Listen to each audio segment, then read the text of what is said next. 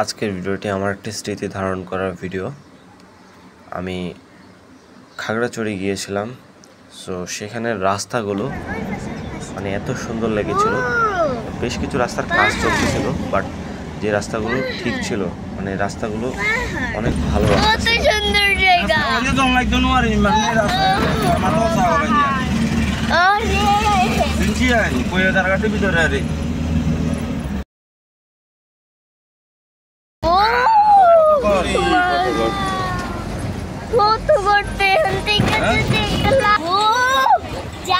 লাইফে ফার্স্ট পাহাড় দেখতেছে, তারপরে রাস্তার পাশে পাহাড় অনেক বিশাল বড় বড় গর্ত, এগুলো দেখতেছে আর খুবই অবাক হচ্ছে ওই জিনিসগুলো দেখে।